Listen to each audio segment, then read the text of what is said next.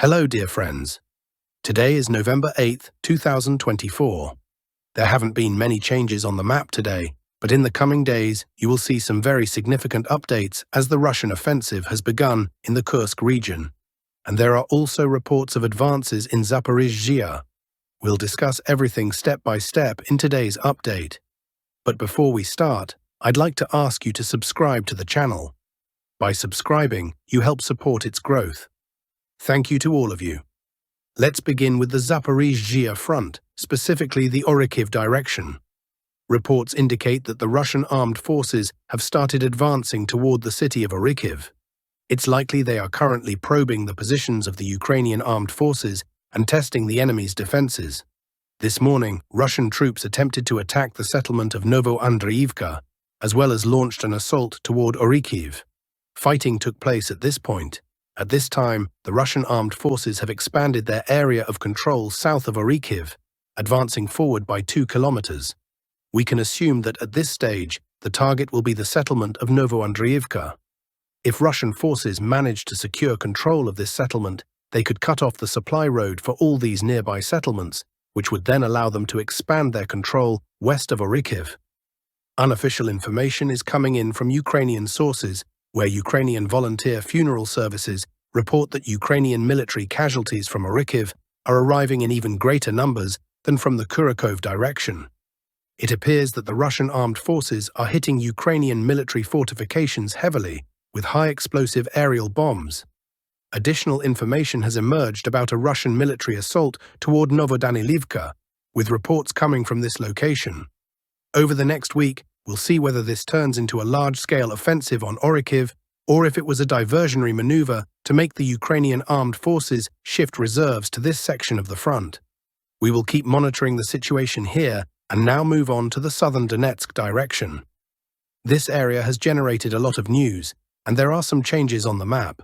The Russian armed forces have expanded their area of control around Yasna Polyana as well as near the settlement of Maximivka. You can see all these changes on the map. Regarding the information from the field, Ukrainian sources report that the Russian armed forces have attacked the settlements of Rozdolnoye, Razliv, and Suki Yali. As we mentioned earlier, the Russian troops will likely advance in 3 directions, with the primary assault focused on Razliv. The key objective now is to cut off the only paved supply road to Kurakova, which passes through the settlement of Konstantinopil.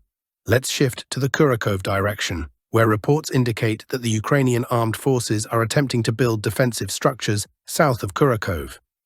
A very critical situation is developing along this entire section of the front for the Ukrainian armed forces. In the area of Ilinka, new geographic data has arrived from this location, where the Russian armed forces have advanced positions, indicating that Russian troops control residential areas in the northern part of this settlement. Additionally, we received information from Stary Terny, where Russian forces are using aviation to target Ukrainian fortifications.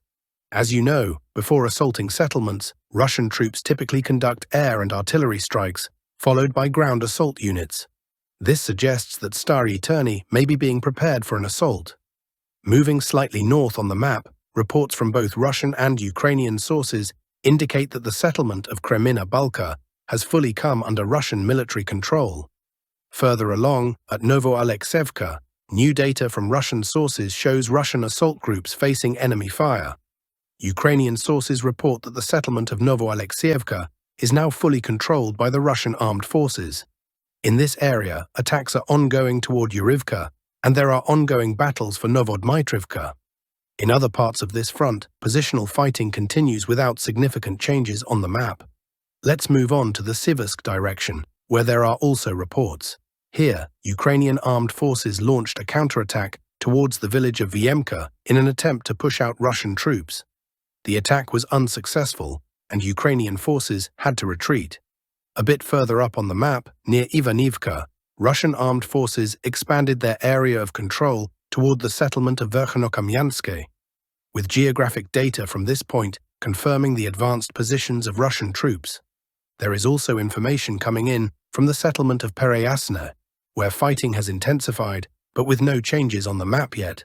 Additionally, Ukrainian sources report that Russian forces are attacking Serebryanka and Hrihorivka, likely using FPV drones. This is a challenging and unclear direction among the active fronts, as much unreliable information is coming in from this area. We will continue monitoring the situation and updating the map only with verified information. Moving further along the map to the Kupiansk direction, there are no map changes today for the village of Pervomaiske, but we do have the following updates. The Russian armed forces have successfully established a position on the outskirts of Pervomaiske, and fighting is underway for control of the village itself. There are also reports of fighting in the forest area west of Kolesnikivka. Other than that, there are no major changes on this part of the front. Now we move to the Kursk direction, where urgent information today indicates an escalation of the Russian armed forces offensive. Yesterday, Russian aviation conducted extensive strikes on Ukrainian military fortifications and personnel. Let's examine the map to see where the offensive is occurring and the direction of Russian troop movements.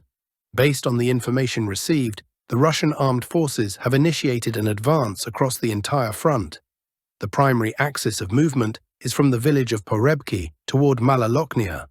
Meanwhile, Russian troops are also advancing towards Novoivanivka and Leonidivka. Judging by the map, it seems likely that the goal of this offensive is to encircle Ukrainian troops in this section of the front. There is also information about Ukrainian forces being present in the Elgovsky forest area, located here. This morning, Russian armed forces began advancing from Kremianoye towards Ivanivka, which could place the Ukrainian troops in the forest area under encirclement. In the area of Darien, combat is ongoing. Reports indicate that the Russian forces began their offensive this morning, but this could also be a feint to draw additional reserves to the Kursk direction. Let's move slightly south on the map to the settlement of Plekova. According to recent information, Plekova is now fully under the control of the Ukrainian armed forces, meaning this salient is also controlled by Ukrainian troops. I'd like to remind you that Russian forces recently drove Ukrainian forces out of Plekova, but now it is once again held by the Ukrainian armed forces. We will continue tracking the situation on the map and making changes only with reliable information. That's all the news for today. Thank you all for watching.